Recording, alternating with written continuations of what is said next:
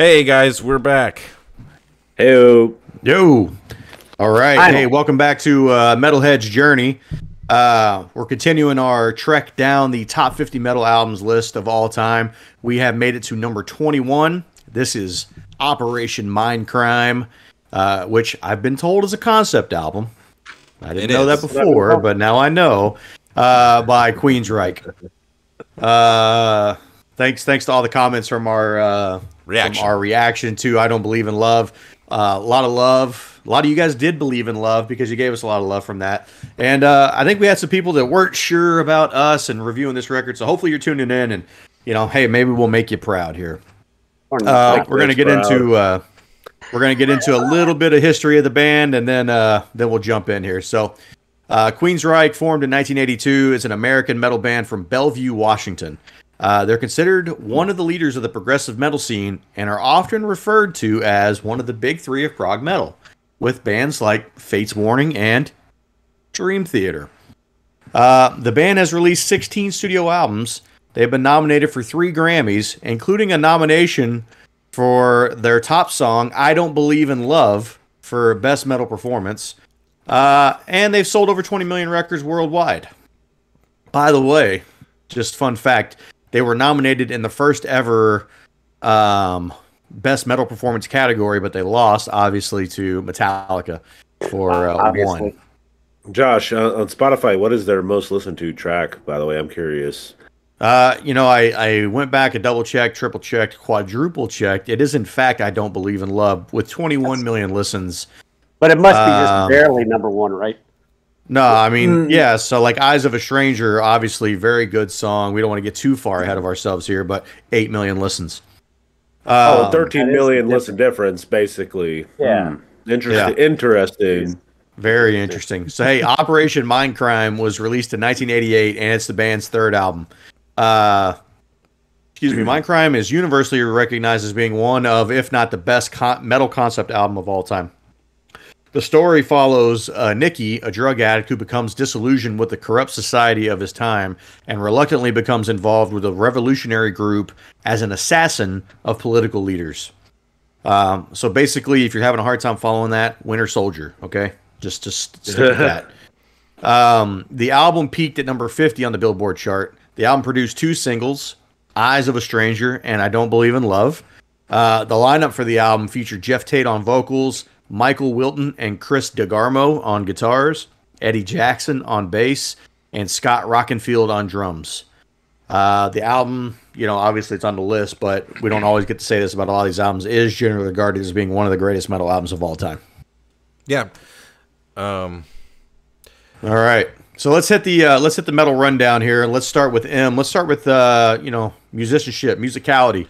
What do you guys think of the music, vocals, everything on the album here? So I'll start with that. I thought across the board, all the members of the band, they brought the thunder, right? I think every instrument played its role to the utmost degree on this record. I didn't really feel like, although I do have a couple individuals I want to call out, but like I thought in general, this was absolutely a group effort from this band in terms of. I don't think one person stole the spotlight completely from the rest of the band. I think everybody contributed.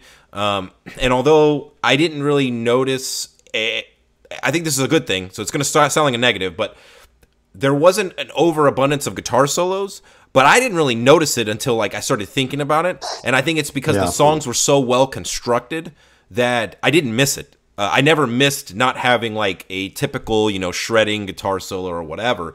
I just all the songs. That's interesting. I don't mean to cut you off there, but that's interesting because as a guitarist, I feel like I'm always waiting to hear the guitar solo happen, and I listened to this album 6 times, including right before we did this review, and I feel like I was not paying attention to that while listening to this fucking album at all. So wow, yeah, you make a really good point there. Yeah. There's definitely a couple of moments for solos and things like that on the album, but it's not it's not like your standard Metallica, Megadeth, whatever song that, you're waiting for that solo break. This is much more of a story, right? It's it's listed online as well as a rock opera. You know, there's a really great live performance I saw of it today called Mindcrime at the Moor. And it's a fully acted, like, rock opera with Jeff Tate as Nikki. And he's got, like, Sister Mary up there. She's doing background vocals. Like, it's pretty fun. Yeah. But, to Dave's point, right, I mean, I think he stole a lot of my thunder there. There's just not, like, a standout person on there. The whole band is great. I agree. Like, I think this went very, very good musically. Just one thing I had here before we jump on to Jason there. I did want to call out Jeff Tate because the vocals are very good, and you know it's a lot of really good soaring. And I was trying to think, like, where does he fit, right? And it sounds like a cross between Rob Halford and James LaBrie.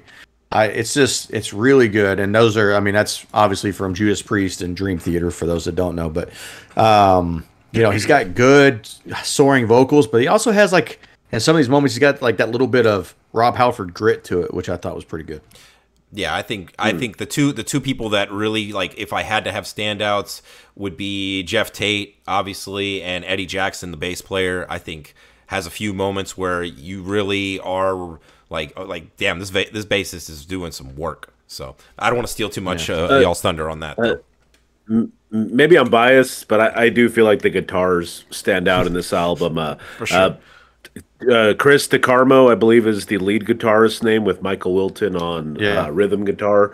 I love how painfully, brutally 80s this album is, and how painfully and brutally 80s the riffs are. That's not a bad thing. I just fucking love it. No, I fucking love it. I think we got a little bit of hate from the video because we referenced 80s cheese a couple of times. And listen, that's not a bad thing, right? Like, the riffs on this album, I mean, the first thing, like, when I heard I Don't Believe in Love, the first thing that my mind went to was Shot in the Dark from Ozzy, right? Which is kind of like right around the same time. Like, dude, it fits in there. Not the only way to say it without being derogatory is it fits into the 80s metal sound, right? Because a lot of people, that's either thrash or that's hair metal. And listen, it's closer to the hair metal side. I'm not saying it is. Don't at me, okay? I'm not saying it's hair metal. I'm just saying it's close. It's close. Yeah. It's like hair metal, glam metal, and I don't know, I guess thrash made this big, beautiful fucking baby. Yeah. I don't know, man. Like, it's just fucking awesome. Anyway, Jason, jump in. You guys have pretty much said. I'm going to say this for anybody that's actually tuning in. Like, for the most part, we don't really converse with each other in any of the detail of what we're talking about. Now, we might send group text back and forth, like, this song is really good, or this song really sucks, or why the fuck are we doing this, or whatever. But my notes specifically, solid on all fronts. All members sound great. Nice. The bass comes in low as it should. That's funny. It's under the drums, but it's also under the guitar. It kind of swings back and forth, giving it more weight. Distributed as far as volumes. The vocals are great. I mean, this is a quintessential 80s, metal. And again, this is not derogatory by any means, but it's a genre in itself, and this is like the personification of that genre. Yeah, I think that's a really good word, Jason. I mean, without beating this point home too hard, but this is the gold. This is like how you do this sound to me. Like, this is the gold standard for how you do this sound without veering too far into the, like, almost parody, like, cheese level. Well, and look, the difference is 100%. It's the story, right? Because this could very easily be this music, and then it'd be fucking girls, and smoking in the boys' room, right? And listen, I love Motley Crue. Some in their own right. Don't get me wrong, I love Motley Crue, but like, it could very easily be this music and be that type of lyric, and it would fit, right? But what's the separating thing, and the thing that we heard constantly in the comments, right, is listen to the album. It's one big story, right? And when you put it with that one big story and the seriousness, and really, look, most of the lyrics are pretty good, okay? When you go back and you listen to it all together, it's pretty good. that's what separates this from being a Motley Crue record or a Rat record in certain cases, right? Yeah. Because that sound is prominent on those other bands, but it's the content of the songs. Like transitioning to entertainment value, because I think this fits here.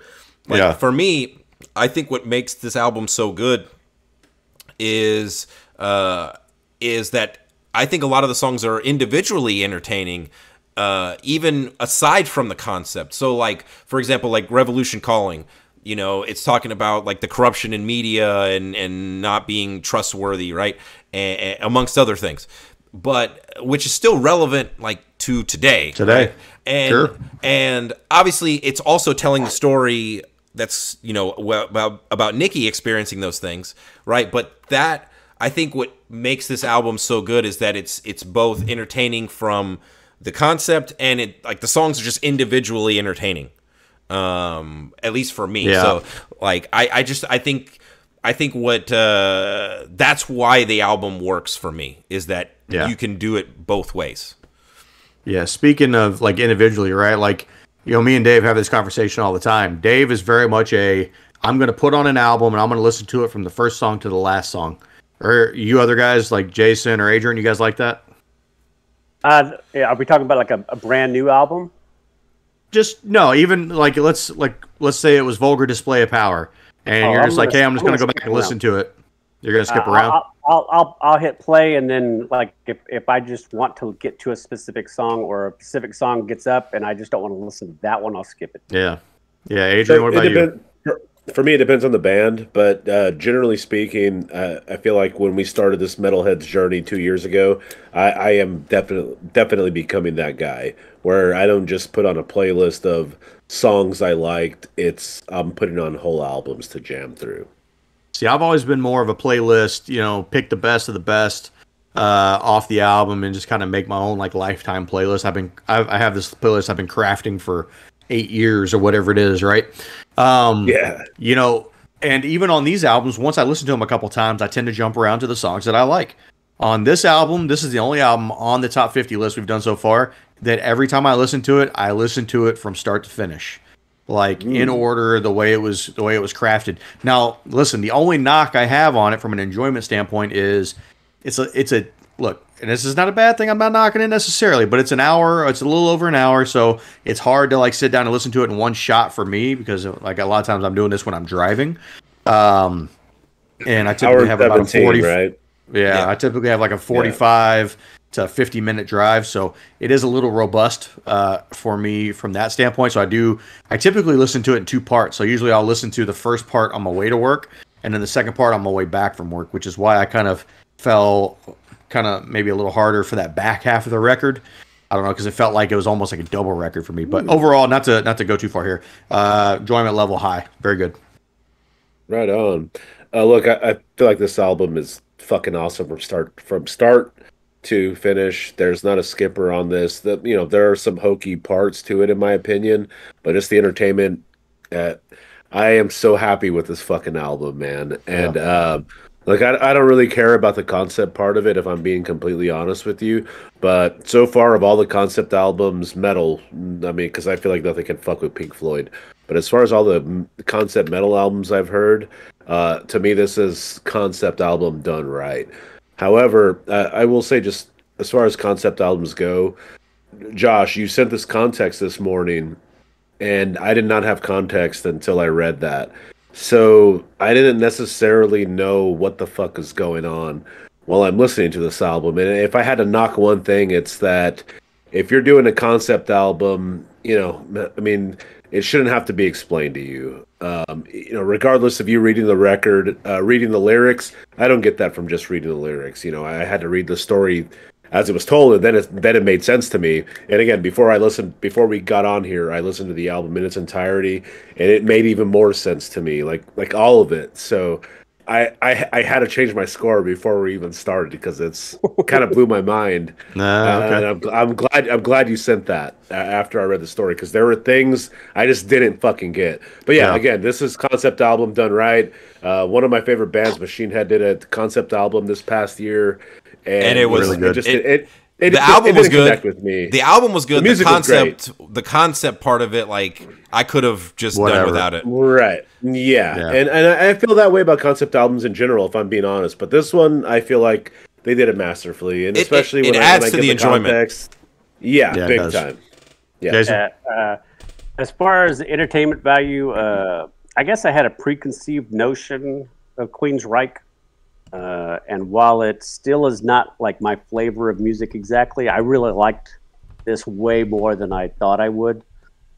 Even though none of these songs individually made my favorites list, I do plan on listening to this album a few more times because I do have 4 songs when we get to highlights, or the tracks.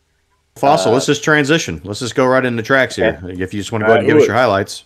Yeah, I've got 4 songs. I have 2 that are tied for number 1, and then I have 2 that are tied for 3 and 4. So I guess I have a top 4, but they're so grouped together. I don't know exactly which ones are my favorite. But my top 2 are The Needle Lies, and of course the title track Operation Mindcrime. And the other 2 that are right in behind that are Speak and The Mission. And I don't have any lowlights on the album. The only thing is like I'm not a big concept album guy. I really don't care. Right there with you, man. You could be the concept part of it could be the most amazing fucking thing ever said, but if the music sucks, I don't give a shit. Or it could be, I don't know, Goat Fuckers Anonymous or something, and that you're telling the story of this. But if the music is badass, I mean, I'll listen to it. So in my mind, it's a great album. And the only thing that I would detract from this at all is just that you have these little filler parts that are telling the story in between some of the songs. And so, like, the first song isn't even until you get to track 3. Dude, it's so funny to hear Jason say that for 2 reasons. One, whatever album it was, he did give that one track as his favorite album, or his favorite track off that album. It was from Halloween. That was. Keeper of the Seven Keys Part 1. There you go. And then Tool. Yeah. The other thing that's funny is I'm pretty sure, like, listen, we've all played a lot of MMOs in our life. And I'm pretty sure Jason doesn't skip the conversations when he's talking to NPCs. I'm pretty sure Jason soaks in all that lore. So hey, what is wrong with you? After the 10th run through, I skip all that shit. Oh, okay. Hey, look, I don't disagree with Jason, to be honest with you guys, but I do appreciate that that bullshit, that filler bullshit is, it's not even 90 seconds long. Yeah. Right? It's like 60 seconds. Yeah. Adrian, what are your highlights, Adrian? So my highlights are going to be number 3. My number 3 song is going to be The Mission. Now, for those of you guys that don't know, the 4 of us used to be in a band together. The first song we ever wrote was called The Mission. So us going into this, we had some high expectations. And I got to say, I think this song titled The Mission is way better than... Not only is it great, but it's way better than that pile of shit we made called The Mission. For sure. My number 2 is called I Don't Believe in Love, and I'm going to go ahead and do a / Waiting for 22, because I believe it is the perfect outro for that song. My number 1 song on this album is Revolution Calling. What a fucking awesome fucking jam. So look, I don't have any lowlights, guys.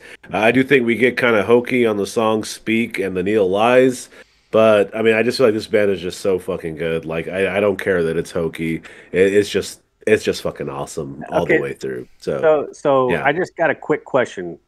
The Mission, it absolutely should be a James Bond theme song. Absolutely should be a James Bond theme song. If you put that song over the opening sequence of probably any James Bond film, it would probably work. I didn't consider that, but now that I need the name of the song itself too, The Mission, like it works. So, yeah. I didn't consider that. Now I'll be thinking about that when I hear the song. Real quick, sorry to cut you off, Dave, but I do want to go ahead and throw in there an honorable mention, which is our longest track on the album, which is called Sweet Sister Mary. Sweet Sister Mary. And what a fucking jam. Also, Spreading the Disease. Take notes, fucking Anthrax. That's how you write a song called Spreading the Disease. So look, if they were going to use that song, it would have had to have been on 1989's License to Kill. All right. So I am a fiend, and I have like 6 songs on mine. Jesus so Christ. Look, it is what it is. So 2 honorable mentions. You could say these are 6 and 5. Number 6, Eyes of a Stranger. It's a great song, great closer, and I like how it ends the story of the concept album as well. It's just kind of creepy. He's looking at himself in the mirror, and he doesn't recognize who he is. It's like I love the outro of that song. It's fucking awesome. Yeah, it's very, very disturbing, actually, to me. Sweet Sister Mary would be my number 5. What a great song. I mean, imagine like 10 minutes, 41 seconds, and it's like it doesn't feel that long. To me, number 4, Spreading the Disease, great song. I love that song. Speak. I know that, like I said, I see what Adrian's talking about, but I love it. I think it's got charm, and I just love the chorus, or speak the word, or whatever. I love that shit. Revolution Calling is my number 2. What a great song. What a great opening, I know it's not the opening track specifically, but what a great first track into the album. Yeah.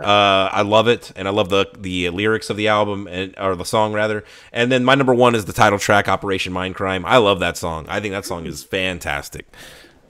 Keys. Interesting.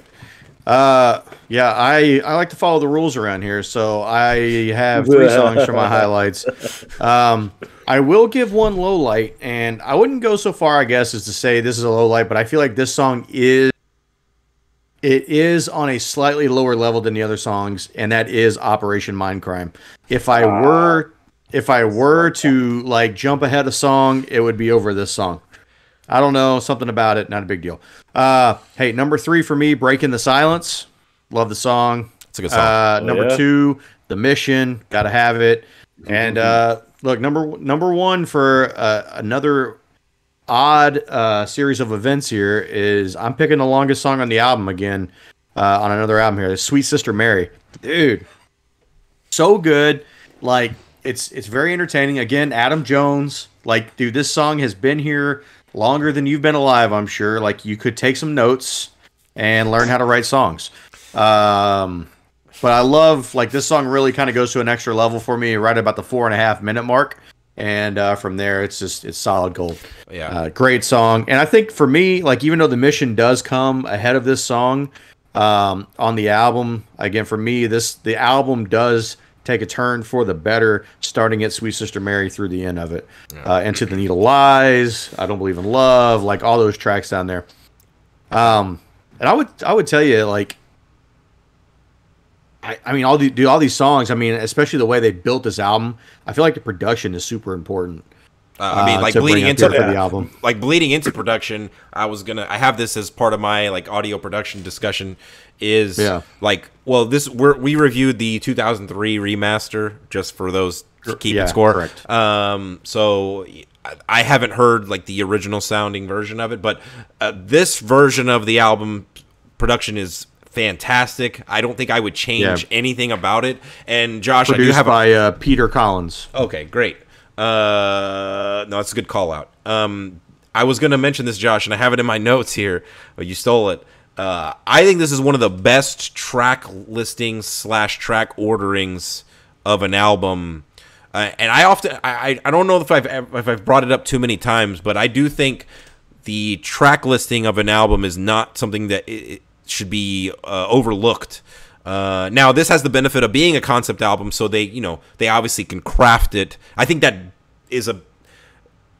makes it easier for them to kind of craft how the album should go. But nonetheless, I think this album just flows beautifully for me, from start to finish. That speaking to that, a lot of times what you end up with is somebody has a concept and then they just kind of try to fucking hammer a song into a square song into a round hole and go, yeah, it's a concept album. Yeah.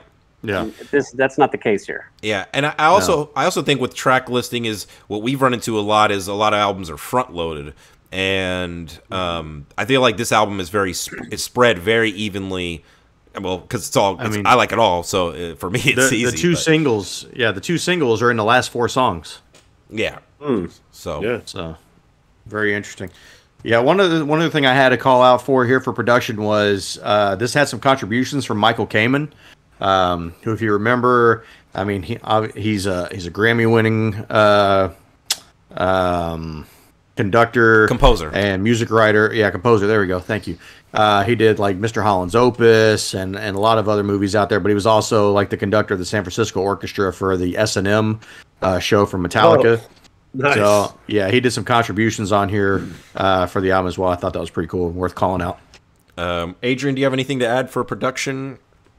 For the record, look, one of the last things I heard you say before I stepped out was that we're listening to the remaster. So before I say what I'm going to say, just let that be known. I think it sounds fucking great. The bass.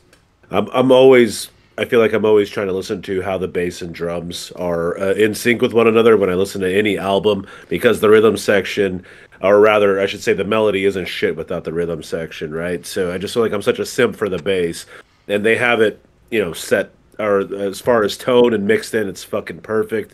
When they use other instruments outside of guitar, bass and drums and vocals, like keyboards or whatever it may be, it's mixed in really fucking well. Really good shit. Really great shit. Also, the little extra stuff they add in as far as the storytelling goes, it's on par with the Machine Head album that came out this past year in 2022. So yeah, good stuff. Yeah, cool. Audio is again, like Dave said, we listened to this remastered version, but the sound is perfect. For me, as far as the way that they recorded the bass line, perfect. Volume, for everything was just great. And you did have a lot of synthesized, a lot of special effects. You even had cowbell, but none of it was crazy like Dream Theater. Like, why do we have this in here? Made it all fit. It was great. Agreed. All right. Well, hey, on to the final part of the metal rundown here. Just legacy of the record, man. Like I talked about in the initial intro here for the record. Generally regarded, obviously, as being one of the best metal albums of all time, but probably regarded as the #1 metal concept album of all time. Now, we've gotten to talk about a few other concept albums on the top 50 metal albums list. We had Blind Guardians, Nightfall and Middle Earth, excuse me. We had Mastodon's Leviathan. Yep. And then we also had Abigail from King Diamond. So we've had a chance to do a couple other concept albums before. And now is typically when we would do our rating. Dave, could you just kind of give us an overview? Just what do we rate those other albums before we get into this one? So before I do that, I just want to go over how our rating system works so you kind of know what these scores mean. So, 1 through 10 is our typical scale. However, anything 5 or higher is something we would recommend. Whereas most people might say something is considered good with like a 7, in our case, our scale is a little bit stricter. So if it's 5 or greater, we consider that to be something we would recommend you listen to. Anything below a 5 is varying levels of do not listen to that or we did not like that, basically. Yeah. So with that in mind, we gave Blind Guardian, Nightfall and Middle Earth a 5.8. I recommend. Although I say it's travesty. I say it's criminally underscored in my opinion. But so good. Adrian was Adrian and Jason not really fans of that record too much. And then we Mastodon's Leviathan 5.9. Travesty. I think properly rated. I think that's properly rated. And then King Diamond's Abigail at a 6.5. So And so just to again further explain our review system, so the Blind Guardian at a 5.8 is considered, we would give that like a C tier if you're looking at it from that perspective. And then again, Leviathan from Macedon is also C tier, and then King Diamond's Abigail is a B tier record. So that is something we would recommend listen to. Yeah. So that in mind, do we want to go? You want to give my score for this record, Josh? Now? Yeah, go ahead, Dave. Stick to the legacy, Dave, and then give their score. So as far as legacy, I think that this record, it definitely opened my eyes to Queensryche. Obviously, I've heard of them in my goings on. I'm into progressive metal, but I've never taken the leap into Queensryche until now, and I'm really glad I did, and I'm really excited to listen to more. I definitely think this belongs on the list, and I'm going to listen to more Queensryche. I'm coming in hot. I'm assuming I'm going to have the best score of all of y'all, maybe. I'm at an 8.6 on this record. I completely and thoroughly enjoyed it. Yeah, dude, this is a prog metal masterpiece. Right on. For me. A good score. Here, I'll pop in here real quick. As far as legacy goes, again, just as I said, I think this is concept album done right. As far as the music goes, I feel like I hear 90s. When I hear this album, I hear what Megadeth in the 90s was inspired by, or what they wanted to be. And are you talking like Risk level Megadeth? Not the Risk level, no. Okay. More like Euthanasia and Cryptic Writings Megadeth. Yeah, but She-Wolf would be an example of I hear that all the way in this album. That's killer. Anyway, I feel like this. Like Dave said, I've heard of this band, but never really thought anything about them. And I don't care if I offend anybody with this. I fucking love Journey, and to me, Queensryche is like just a fucking metal version of Journey. So I want more of this fucking band, and I most definitely think it belongs on this list. And I want to hear more of this fucking band. And would you say it was like 15 albums they released? Like, holy shit! 16, including 16. one in 2022, like just a couple months ago. Wow, this is going to be a band I'm going to look into, guys. Dave, I'm right there with you. Nearby, I'm at an 8.5 with this album. Wow. All right, I'll go next. Fossil? Yep. Legacy. This is a really, really good album. It truly does hit all of the classic metal check boxes. There's enough diversity for all taste. And this part that I wrote before I knew that this was a concept album. I didn't find that out until today. It does have an epic tale the band is trying to get you to get on with. Vibe to it. So I guess I'm pretty fucking smart. Anyway, I gave this one a 6.8. All right. Hey, that's a good score for Tsunami, gotta say. Yes. Just like for those keeping score, like I said, that is a good rate. I know a lot of people hear that and like, oh no, like that is a high B score on our scale. So anything above 5 is good. Recommend. Recommend. Yeah. Hey, legacy for me of the record definitely is going to get me into Queensryche. Yeah, I think it belongs on the list. Yes, I'm going to listen to more of it for sure.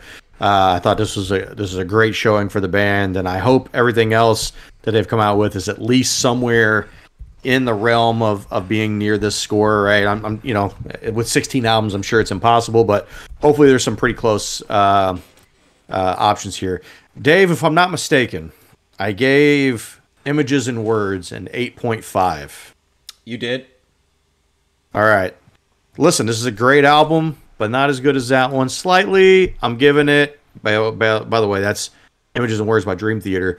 I am giving this album an 8.4. Oh man, we are all right there. Most in the ballpark there. This has got to be our best rated album. Holy shit! I will say that this album is definitely deserves to be on this list. Yeah, and nice. I will actually listen to more Queensryche going forward. Fuck yeah. And I am hoping, keeping my fingers crossed, that like we just didn't listen to their best album. And then we definitely did. Disappointment. Yeah, I mean, I don't think that's debatable.